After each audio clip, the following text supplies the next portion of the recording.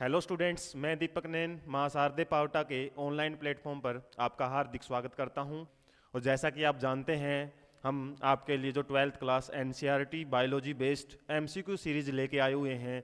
आज उसी को आगे बढ़ाते हुए जो हमारा ऑर्गेनिज्म एंड पॉपुलेशन चैप्टर है, और ये न्यू सिलेबस के बेस पे आपका चैप्टर नंबर 11 है, जबकि ओल्ड के बेस पे देखा जाए तो चैप्टर नंबर 13 है। और हम बोल सकते हैं लास्ट जो यूनिट है, यूनिट नंबर 10, उसका फर्स्ट चैप्टर है। और इसका हम आज सेकंड पार्ट है वो डिस्कस करने जा रहे हैं, जिसमें आज हम 16 टू 30 एमसीक्यू क्वेश्चन हैं, उनका सॉल्यूशन है वो करेंगे। इसके अलावा यदि आपने फर्स्ट पार्ट को अच्छे से नहीं देखा है तो पहले अच्छे से उस पार्ट को क्लियर करें, क्योंकि काफ़ी कुछ जो बेसिक्स है वो किया था से ऐसे कुछ जो आपको इन क्वेश्चंस को समझने में काफ़ी हेल्पफुल रहेंगे। तो हम आज का फर्स्ट क्वेश्चन है वो शुरू कर लेते हैं। An organism that live in और on another organism and derives nutrients for its. तो एक प्रकार से यदि हम बात करें, ये पॉपुलेशन इंटरेक्शन से क्वेश्चन है। पॉपुलेशन इंटरेक्शन दी हुई है हमारे इस चैप्टर में काफ़ी अच्छी खासी, और यहाँ पे ज़्यादातर क्वेश्चन आपके इतने भी सिंपल नहीं आएंगे। ज़्यादातर आपको इस टाइप के रिलेशन पूछे जाएंगे कि भाई यदि मान लो पैरासिटिज्म है तो उसमें कौन सा रिलेशन आएगा, प्रीडिएशन है उसमें क्या रिलेशन है, इसके अलावा कंपटीशन है। तो काफ़ी सारे आपको ये पॉजिटिव नेगेटिव बेनिफिट किसका है, लॉस किसका है, और एग्जाम्पल बेस्ड क्वेश्चन ज़्यादातर आते हैं। हालांकि ये तो आपका सिंपली एक डेफिनेशन से रिलेटेड क्वेश्चन है, और ये तो हम 10th क्लास या अर्ली क्लासेज में पढ़ लेते हैं कि मान लो एक ऑर्गेनिज्म है वो किसी रह के यदि उसका न्यूट्रिशन लेता है, तो इस टाइप के न्यूट्रिशन को हम क्या बोलते हैं, पैरासिटिक न्यूट्रिशन। और किसका टाइप होता है, ये हेट्रोट्रोपिक न्यूट्रिशन का।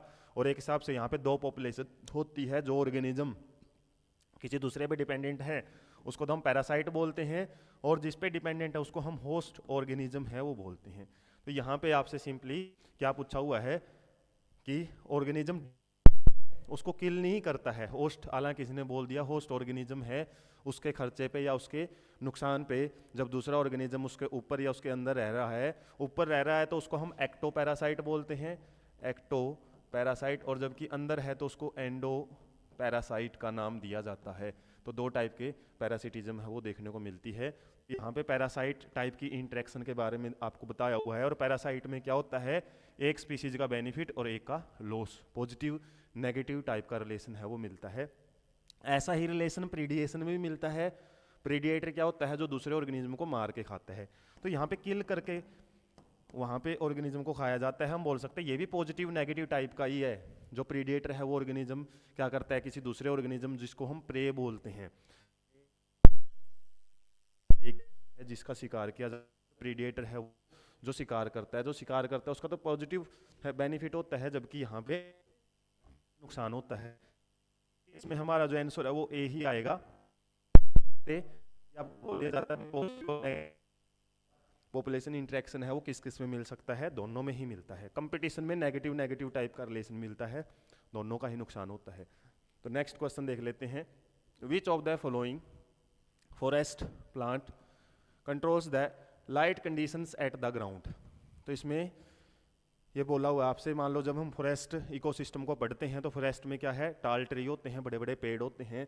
और वो जो बड़े पेड़ होते हैं फॉरेस्ट में, वो क्या करते हैं, ग्राउंड वाले जो भी हमारे प्लांट्स होते हैं, हर्ब्स होते हैं, छोटे प्लांट्स या क्रीपर्स वगैरह होती हैं जो, उनके लिए क्या चीज़ कंट्रोल करते हैं, मतलब लाइट कंडीशंस हैं वो कंट्रोल करते हैं। और कौन से प्लांट, बल्कि यही बोला है कि कौन से टाइप के प्लांट है वो, ग्राउंड टाइप के जो प्लांट्स हैं जो ग्राउंड्स के आसपास रहते हैं, उनके लिए लाइट कंडीशन वगैरह है वो करते हैं। तो जाहिर सी बात है, जो टाल प्लांट्स मैंने बताया कि जो बड़े प्लांट होते हैं ना, वो क्या है, उनकी बड़ी कैनोपी होती है, सरफेस एरिया ऊपर से ज़्यादा फैले हुए होते हैं, जिसकी वजह से बहुत कम लाइट है वो ग्राउंड तक पहुंचती है। और उसी कम लाइट पे डिपेंड रहना पड़ता है किसको, जो हमारे हर्ब्स और श्रब्स प्लांट्स होते हैं। इसके अलावा जो लिनास या क्लाइंबर्स वगैरह होते हैं ना, ये तो क्या है, इनके ऊपर ही डिपेंड होते हैं। मतलब हम बोल सकते हैं जो लाइट बची खुची जो लाइट है इनके बीच से आती हुई रहती है, ग्राउंड पे पड़ती है फॉरेस्ट के अंदर, उसी पे ये सारे प्लांट्स हैं वो डिपेंड होते हैं। तो कौन कंट्रोल करता है, हमारा ट्रीज है वो कंट्रोल करते हैं। उसके बाद next question, what will happen to a well growing herbaceous plant in the forest if it is transplanted outside the forest. लगभग फॉरेस्ट से रिलेटेड ही क्वेश्चन है। और ये लगभग क्वेश्चन कैसा है, मान लो कि प्लांट को वो पहले फॉरेस्ट में लगा हुआ था, उसको जैसी तैसी जो कंडीशन मिल रही थी, ठीक है, जैसे लाइट कंडीशन वो कम में सर्वाइव करने का कैपेबल था। छोटे प्लांट को तो जाहिर सी बात है कम लाइट मिलती है ना फॉरेस्ट में, उसको हमने एकदम से क्या कर दिया, वहाँ से उठा के और पार्क में लगा दिया। तो ये आपसे पूछ रहा है कि क्या कंडीशन यहाँ पे हो सकती है। तो कंडीशन क्या हो सकती है, it may not survive because of changing in its micro climate. Micro climate क्या होता है, हमारे आसपास का एक, हम बोल सकते हैं एक जो भी फिजिकल कंडीशंस होती हैं, टेम्परेचर, वाटर, जो भी एबायोटिक फैक्टर्स होते हैं। मान लो हम यहाँ पे रहते हैं, इंडिया में है जो कंडीशन, मान लो नॉर्थ साइड में है, तो यहाँ पे क्या है, आपको सिंपली जो भी कंडीशन है वो उसके लिए हम लगभग अडेप्टेबल हैं।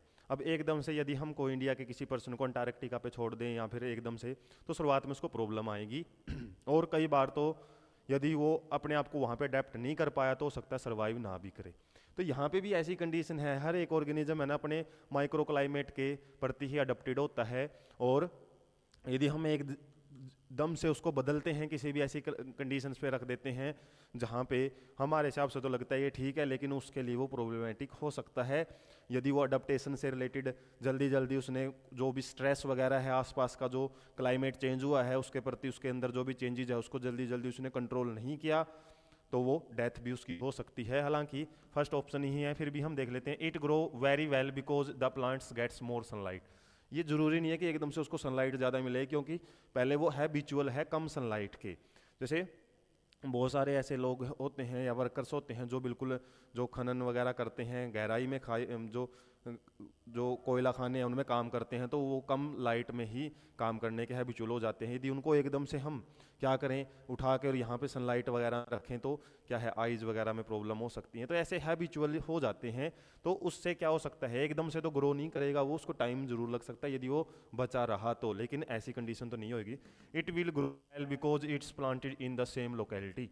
लोकेलिटी मैटर नहीं करती, उसका माइक्रो क्लाइमेट मैटर करता है। It will grow normally. तो ये चीज़ें यहाँ पे हमारी लॉजिकल नहीं है, उसको टाइम लगेगा। यदि वो हमारा ग्रो करेगा भी तो उसको एकदम से वो नेचुरली ग्रो नहीं कर पाएगा, वहाँ पे हो सकता है उसकी डेथ।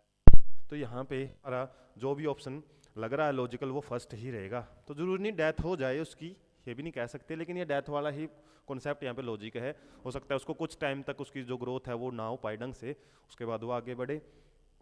उसके बाद if A population of 50 paramecium, paramecium एक यूनिसेलुलर ऑर्गेनिज्म होता है और प्रेजेंट इन ए पूल, एक किसी तालाब में है और इसकी पॉपुलेशन है ना, वो बोल रहा है कि पहले 50 थी पॉपुलेशन, अब कितनी हो चुकी है, 150 हो चुकी है। तो इसमें आपसे पूछा what would be the percentage growth और बर्थ रेट। बर्थ रेट आपसे पूछा है सिंपली। तो बर्थ रेट का फॉर्मूला क्या होता है, नंबर ऑफ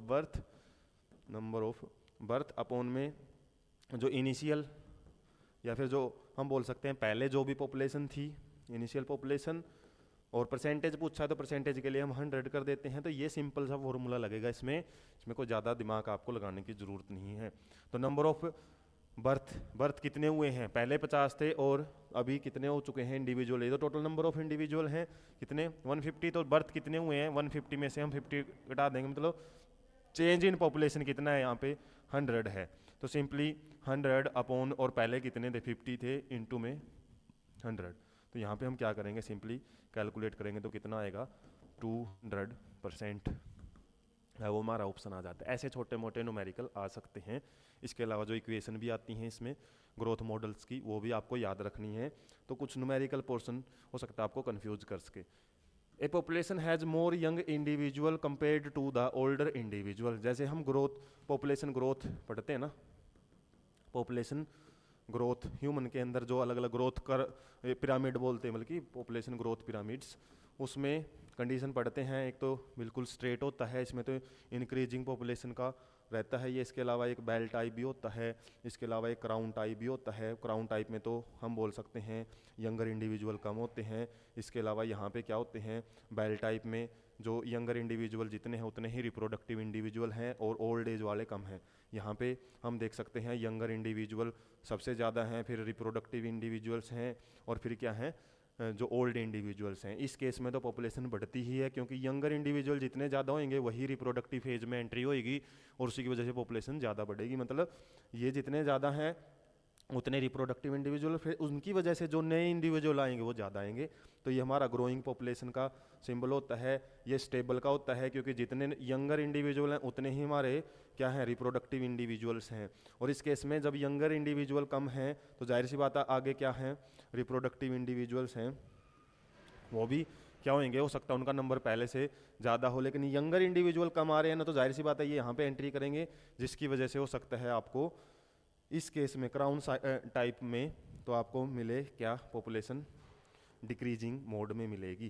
तो इसमें आपसे पूछा हुआ है कि यदि more individuals compare to the older individuals, यदि यंगर इंडिविजुअल ज़्यादा हैं ओल्डर इंडिविजुअल कंपैरिजन में, उस केस में क्या होएगा, what would be the status of the population growth. तो उस केस में क्या है, यदि यंगर इंडिविजुअल ज़्यादा है ना, सिंपल सी बात है वहाँ पे हमारी पॉपुलेशन इंक्रीज ही होगी।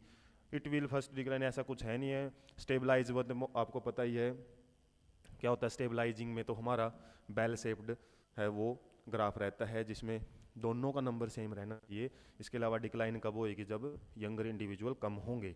उसके बाद next, what parameters are used for the tiger census, जो भी बाघ वगैरह जो होते हैं खासकर उनकी जनगणना, मतलब उनका काउंटिंग कैसे की जाती है किसी भी नेशनल पार्क में, या फिर हम बोल सकते हैं वाइल्ड लाइफ सेंचुरीज में, खासकर वहाँ पे हम कैसे पता लगाते हैं कितने नंबर में है ये our country national parks and sanctuaries जो होती हैं।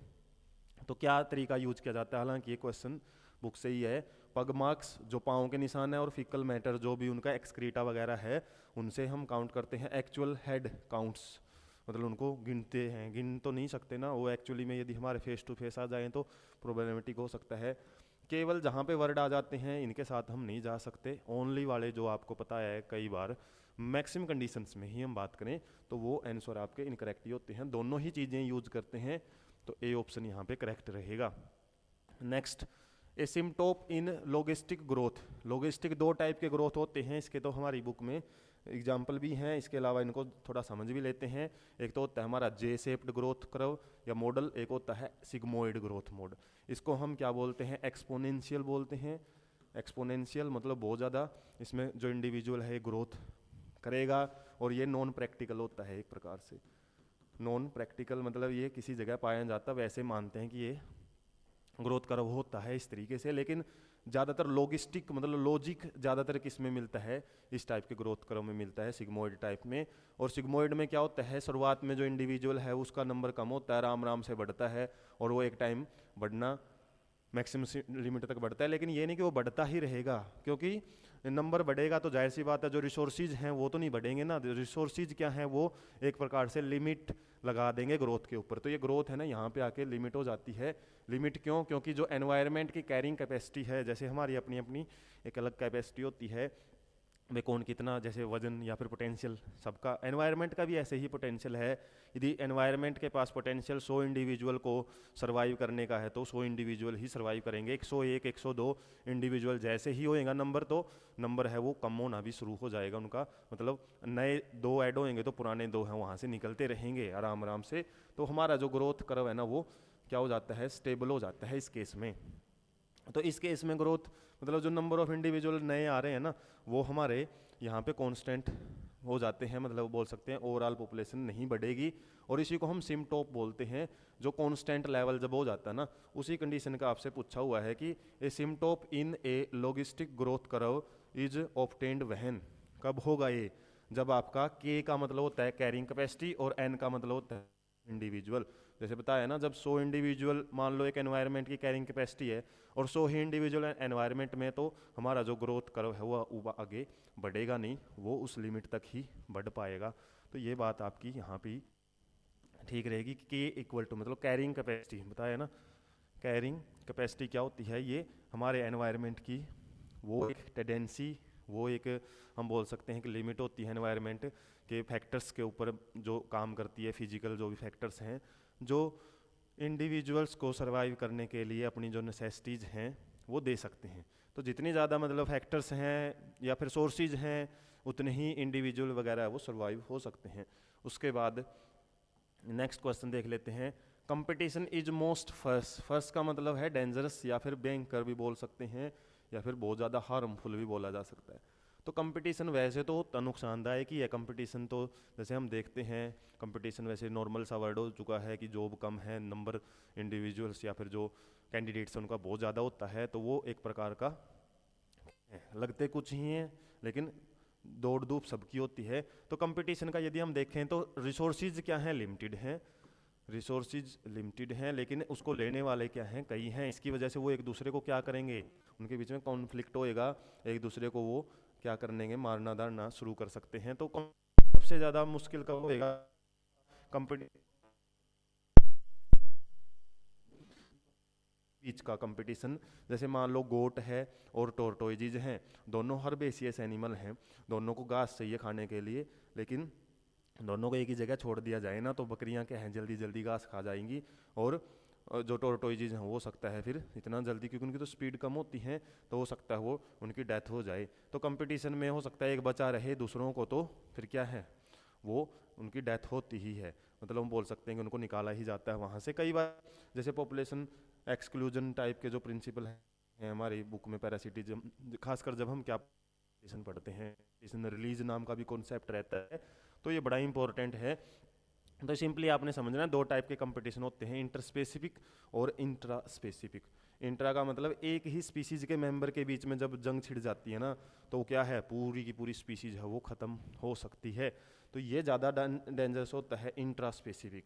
तो यही है कि टू और more closely related species in the same environment, मतलब क्लोजली रिलेटेड स्पीसीज जितनी ज़्यादा होंगी ना पास पास, मतलब उनकी नीड्स जितनी ज़्यादा एक जैसी होंगी, उतना ही ज़्यादा क्या है उनके बीच में कंपटीशन देखने को मिलेगा, और हो सकता है एक सर्वाइव कर जाए, दूसरी का नुकसान हो जाए, या दूसरी बिल्कुल ख़त्म हो जाए वहाँ पे। इसके अलावा और क्या ऑप्शन है, टू और more closely related species in a different environment में तो कोई प्रॉब्लम ही नहीं है, वो अपने अपने रिसोर्सेज पे डिपेंडेंट है। अनरिलेटेड स्पीसीज का तो कोई मतलब ही नहीं है, मान लो कोई कार्निवोर एनिमल है, एक हर्बीवोर किस पे डिपेंडेंट है, ग्रासीज पे, कार्निवोर किस पे डिपेंडेंट है, वो तो अदर रिसोर्सेज पे डिपेंडेंट है ना, तो उनमें कोई इतनी बड़ी प्रॉब्लम नहीं आएगी। सेम रिसोर्सेज हो और उसको लेने वाले जो कैंडिडेट या फिर उसको इंडिविजुअल्स ज़्यादा हों तब प्रॉब्लमेटिक होता है, और खासकर जब वो इंडिविजुअल एक ही स्पीसीज के हो। तो दोनों में यदि आपसे पूछा जाए ना तो इंट्रा स्पेसिफिक कंपटीशन सबसे ज़्यादा प्रॉब्लमेटिक हो सकता है। मिमिक्री क्या होता है, मिमिक्री मतलब नकल करना, इसका तो सिंपली आप समझते ही हो। तो क्या है ये, an evolved resemblance between an organism and object, मतलब मिमिक्री क्या होती है, किसी भी ऑब्जेक्ट को देख के उसकी नकल। कैमोफ्लेज बिहेवियर होता है, जैसे फ्रॉग्स वगैरह में पाया जाता है, रेप्टाइल्स शो करते हैं ज़्यादातर अपने बैकग्राउंड के साथ, है ना, जो अपना बॉडी कलर मैच कर लेते हैं उसको तो बोलते हैं कैमोफ्लेज बिहेवियर।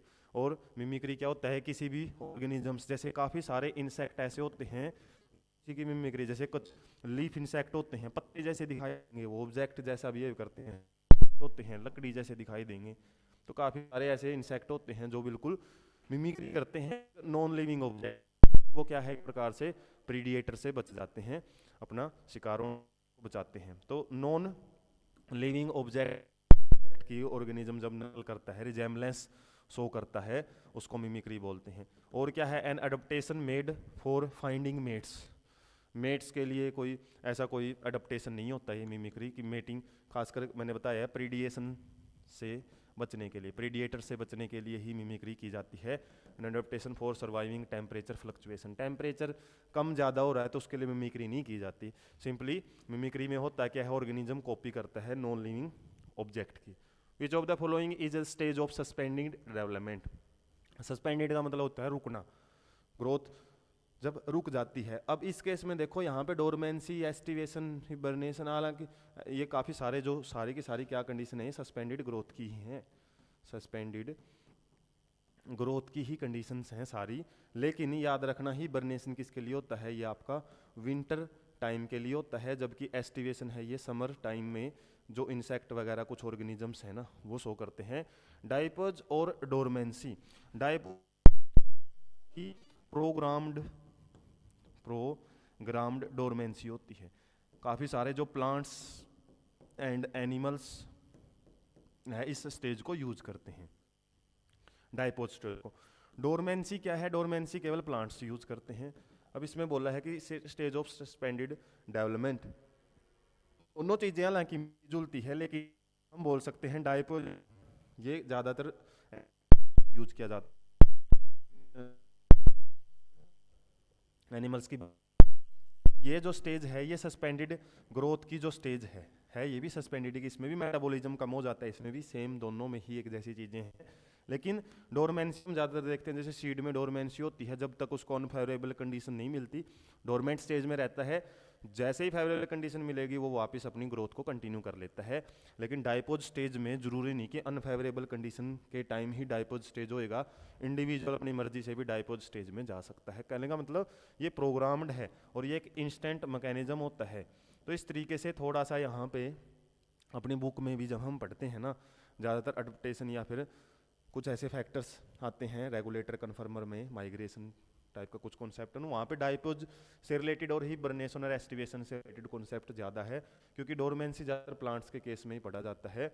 और यहाँ पे जो डायपोज है ना वो हमारा थोड़ा लॉजिकल आंसर रहेगा, हालांकि ये और एनिमल्स वगैरह भी यहाँ पे दे देता ना, क्योंकि क्वेश्चन भी हम किससे पढ़ रहे हैं, मेनली ऑर्गेनिज्म एंड पॉपुलेशन से, उसके लिए डायपोज। और यदि सीड से रिलेटेड बोल देता, बर्ड से रिलेटेड बोल देता, तो वहाँ पे ज़्यादातर डोरमेंट स्टेज हम ज़्यादातर वर्ड यूज़ करते हैं। तो थोड़ा वर्डिंग का फ़र्क है, दोनों चीज़ें हैं एक जैसी ही, आप इनको यदि इलैबोरेट करके समझोगे तो ये आपकी एक प्रकार की हम बोल सकते हैं अनफेवरेबल कंडीशन ख़त्म होते ही शुरू हो जाती है नॉर्मल ग्रोथ, लेकिन ये आपकी इंडिविजुअल के एक प्रकार के ऑर्डर्ड मैनर में होती है डायपोज स्टेज जो होती है। उसके बाद टू अवॉइड समर रिलेटेड, अभी पढ़ा था हमने, समर से रिलेटेड यदि कुछ प्रॉब्लम्स है किसी ऑर्गेनिजम्स में, तो जो फीसीज हैं वो अपने आप को डेसिकेशन और हीट मतलब गर्मी से, और डेसिकेशन मतलब लॉस ऑफ वाटर से बचाने के लिए क्या करती हैं समर में, एस्टिवेशन करती हैं। एस्टिवेशन, हालांकि एस्टिवेशन एक टाइप का अरेंजमेंट भी होता है, 11th क्लास में हम पढ़ते थे, सेपल्स और पेटल्स का जो अरेंजमेंट है ना उसको भी एस्टिवेशन ही बोलते हैं, स्पेलिंग भी सेम ही है। लेकिन यहाँ पे हम जब समर रिलेटेड प्रॉब्लम्स है उसके लिए एस्टिवेशन, डायपोज हमने पढ़ लिया, एक प्रकार का प्रोग्राम्ड डोरमेंसी भी बोलते हैं इसको, प्रोग्राम्ड डोरमेंसी ज़्यादातर एनिमल्स के अंदर ये वर्ड यूज किया जाता है। इसके अलावा प्लांट्स में कुछ पार्टिकुलर स्टेज में हम डोरमेंसी है वो यूज करते हैं।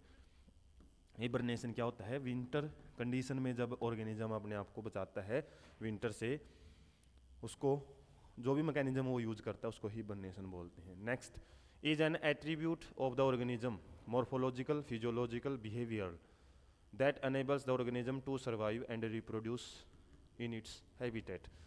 तो इसमें एक एट्रीब्यूट के बारे में आपसे पूछा हुआ है, पॉपुलेशन एट्रीब्यूट्स जो होते हैं, जैसे पॉपुलेशन डेंसिटी, पॉपुलेशन ग्रोथ वगैरह के काफ़ी कॉन्सेप्ट, सेक्स रेशियो वगैरह, वो पॉपुलेशन एट्रीब्यूट्स में पढ़ते हैं हम। या फिर काफ़ी सारे ऐसे भी जो तरीके जो कि ऑर्गेनिज्म है वो यूज करता है, कोई भी मॉर्फोलॉजिकल फिजियोलॉजिकल या बिहेवियरल हो सकता है, जिसमें ऑर्गेनिज्म अपने आप को सर्वाइव भी करता है और साथ में रिप्रोडक्शन भी कर सकता है उस हैबिटेट में। अडप्टेशन केवल आता है और टेम्परेरी अडप्टेशन आता ना, फिर तो आपका एस्लीमेटाइजेशन आ जाता है इसका आंसर। टेम्परेरी, जैसे हमने ये जिक्र फर्स्ट पार्ट में भी किया था, एस्लीमेटाइजेशन क्या होता है, टेम्परेरी टाइप का अडप्टेशन होता है। जैसे हम हिल एरियाज में जाते हैं ट्रेवलिंग के लिए, हफ्ता 10 दिन वहाँ पे रुक के आता है ना, तो हमारा जो बॉडी के अंदर आरबीसी काउंट है वो बढ़ जाता है। क्यों? क्योंकि वहाँ पे ऑक्सीजन का लेवल, तो ब्लड में ऑक्सीजन की सप्लाई के लिए आरबीसी का नंबर ही बढ़ाता है शरीर, मतलब एक प्रकार का हम बोल सकते हैं फिजियोलॉजिकल अडप्टेशन होता है वो। और एक्सपोनेंशियल ग्रोथ कोई ऐसा है नहीं है कि अडप्टेशन से रिलेटेड रहता है। इसके अलावा मेनली यहाँ पे अडप्टेशन का जिक्र है, अडप्टेशन में ही ऑर्गेनिज्म सर्वाइव करके वहाँ पे और फिर रिप्रोडक्शन वाले जो स्टेप हैं उनको कंटिन्यू कर सकता है। और इसके अलावा म्यूचुअलिज्म तो क्या होता है, एक प्रकार का पॉजिटिव टाइप का इंटरेक्शन होता है, सिम्बायोटिक एसोसिएशन भी बोलते हैं। और सिम्बायोटिक एसोसिएशन का जब भी नाम आ जाता है तो आपको पता होना चाहिए, लाइकन्स हैं वो सिम्बायोटिक एसोसिएशन करते हैं। इसके अलावा माइकोराइजा जो होता है वो भी सिम्बायोटिक एसोसिएशन है वो शो करता है। तो इस तरीके से यहाँ पे अडप्टेशन का जिक्र किया हुआ है, अडप्टेशन ही आएगा। एक्सपोनेंशियल ग्रोथ तो वो होता है जो हमारा एक स्पीड से ऊपर की तरफ बढ़ता ही जाए, वो एक अलग पॉपुलेशन ग्रोथ है, वहाँ पे होता है अडप्टेशन का। लेकिन रिप्रोडक्शन जो स्पीड है ना वो बिल्कुल क्या होती है, पीक पे होती है। तो ऐसा पीक वाला वर्ड इसने यूज नहीं किया है, या फिर रिप्रोडक्टिव फिटनेस का कोई जिक्र नहीं किया है, सिंपल एक प्रकार का चेंज की जिक्र किया तो अडप्टेशन से रिलेटेड रहेगा। Next, seals have thick layers of fat below their skin, blubber बोलते हैं इसको, मोटी चर्बी की स्किन होती है इनकी, दैट एक्ट्स एज, तो वो किसका काम करती हैं? सील क्या है, समुद्रों में रहते हैं ये, जो बिल्ली जैसा मुंह होता है इनका, पीछे पूंछ होती हैं, पीछे से मछली जैसी होती हैं, आगे से बिल्ली जैसी दिखाई देती हैं, और जो इनके साथ में जो पेंगुइन जैसे हाथ होते हैं। तो ऐसे मतलब फर तो नहीं होते, लेकिन वो स्किन है थोड़ी मोटी रहती है इनकी। और सिंपली ये बोल रहा है कि इस फर का काम क्या है, एक प्रकार के है ये फैट स्किन होना इनका।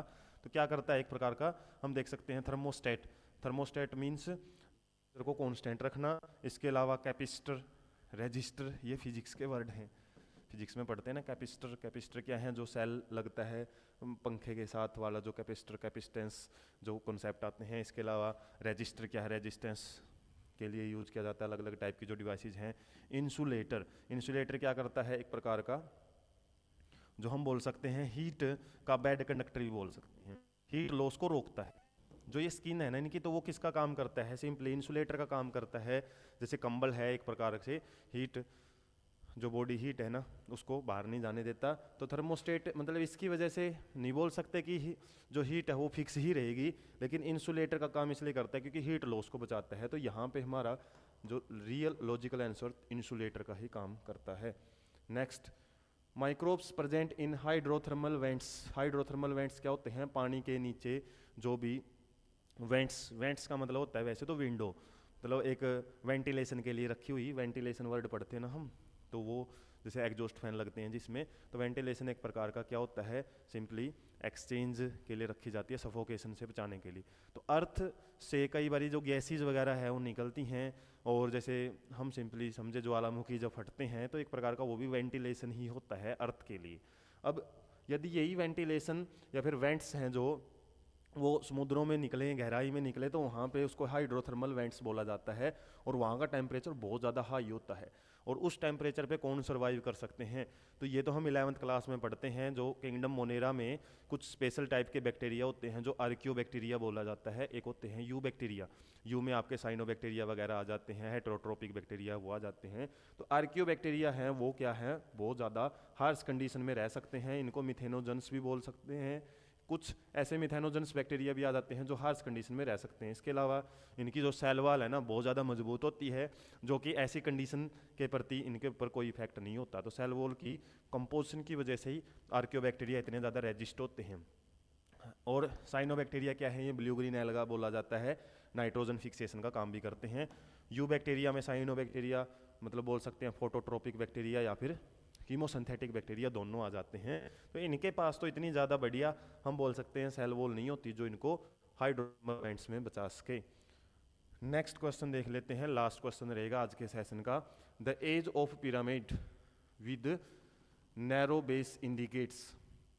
एज ऑफ पिरामिड दिया हुआ है, मतलब हम बोल सकते हैं जैसे वो पिरामिड हमने पढ़े थे अलग अलग, triangular, crown shaped, bell shaped, और इसमें बोला हुआ है नैरो बेस है उसका। नैरो बेस का मतलब है हमारा यहाँ पे एक प्रकार से नैरो बेस है, उसके बाद थोड़ा फैलाव है, और उसके बाद फिर पीक है। क्राउन शेप्ड की बात कर रहा है ये, क्राउन शेप्ड एज पिरामिड, उसकी बात कर रहा है एज पिरामिड की। और यहाँ पे सिंपली आपसे पूछा है क्या कब कंडीशन में आएगा ये, हालांकि डिस्कस कर चुके हैं कब होएगा ये, जब low number of young individual, younger individual का लो लेवल होएगा ना, तब ये नैरो होएगा बीच में से, फिर ये वाइडर हो सकता है। तो इस केस में हम देख सकते हैं जो हमारा बी ऑप्शन है वो करेक्ट रहेगा। इसके अलावा आपको पता होना चाहिए जो एज पिरामिड रहते हैं उनमें नंबर ऑफ इंडिविजुअल यंग का ज़्यादा है तो वाइडर बेस मिलेगा, और यदि दोनों हमारे रिप्रोडक्टिव वाले नंबर ऑफ इंडिविजुअल यंगर, और यदि हम बात करें रिप्रोडक्टिव इंडिविजुअल सेम रहेंगे, उस केस में बेल शेप्ड जो एज पिरामिड है वो देखने को मिलता है। तो इस तरीके से आज हमने जो 30 क्वेश्चंस तक एमसीक्यू हैं इस चैप्टर के कंप्लीट कर लिए हैं। इसके बाद का जो पार्ट रहेगा उसमें हम 31 से 45 क्वेश्चन इसी तरीके से सॉल्व करेंगे। यहाँ से आपको एक आइडिया मिल जाएगा कि क्वेश्चन है वो किस किस तरीके से आपसे पूछे जा सकते हैं, और बाकी प्रैक्टिस आपके खुद के हाथ में ही है। इसके अलावा ऐसे ही जो इंटरेस्टिंग सेशन है उनके लिए आप चैनल के साथ जुड़े रहें, चैनल को सब्सक्राइब रखें, और वीडियो सेशन आपको अच्छे लगते हैं तो अपने दोस्तों के पास ज़्यादा से ज़्यादा शेयर करें। Thank you so much.